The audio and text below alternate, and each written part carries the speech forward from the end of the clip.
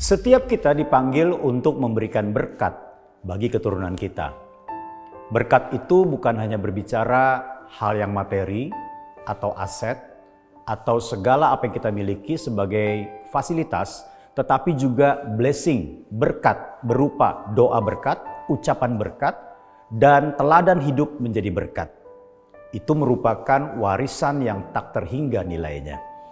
Saudara yang kasih dalam Tuhan, kalau kita bisa melihat di dalam Kejadian 48 ayat yang ke-15 dan 16 di mana Yakub memberkati keturunannya pada saat itu, kita bisa melihat betapa pentingnya orang-orang yang di atas kita, bahkan kita sendiri, untuk melepaskan berkat bagi orang lain, terutama bagi keturunan kita.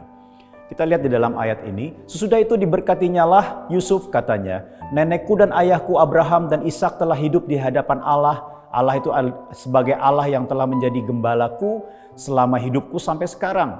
Ayat 16, dan sebagai malaikat yang telah melepaskan aku dari segala bahaya, dialah yang kiranya yang memberkati orang-orang muda ini. Sehingga namaku serta nama nenek dan bapakku Abraham dan Ishak termasyhur oleh karena mereka, dan sehingga mereka bertambah-tambah menjadi jumlah yang besar di bumi.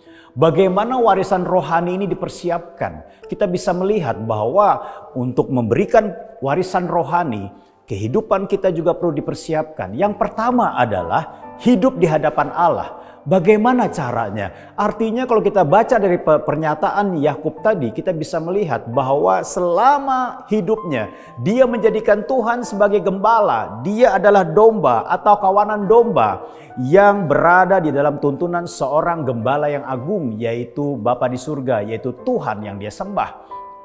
Kemudian yang berikutnya adalah dia menjadikan Tuhan sebagai malaikat yang membebaskan dia, yang menjadi pembela bagi dia dari segala macam hal yang berusaha membelenggu, memerangi, bahkan menghancurkan dia. Saudara yang kasih dalam Tuhan, ketika kita memiliki hati dan kehidupan kita menjadikan dia sebagai gembala dan pembela kita, maka saya percaya kita sedang mempersiapkan berkat buat juga keturunan kita, karena pengalaman hidup berjalan bersama dengan Tuhan itu sangat penting bagi mereka. Kemudian yang berikutnya adalah Tuhan sebagai sumber berkat. Artinya apa? Ketika berkat Tuhan ada dalam kehidupan kita, perlu kita sikapi dengan baik. Artinya berkat itu bukan segala-galanya, yang menjadi segala-galanya adalah sumber berkat itu sendiri, yaitu Tuhan. Hal ini menjadi sebuah teladan yang sangat penting bagi setiap keturunan kita, bagi orang-orang yang mendapat berkat dari kita, yang kita doakan supaya mereka diberkati. Karena apa? Mereka juga akan meniru teladan kita bahwa berkat bukan segala-galanya, tetapi yang menjadi segala-galanya adalah sumber berkat. Tuhan Yesus memberkati.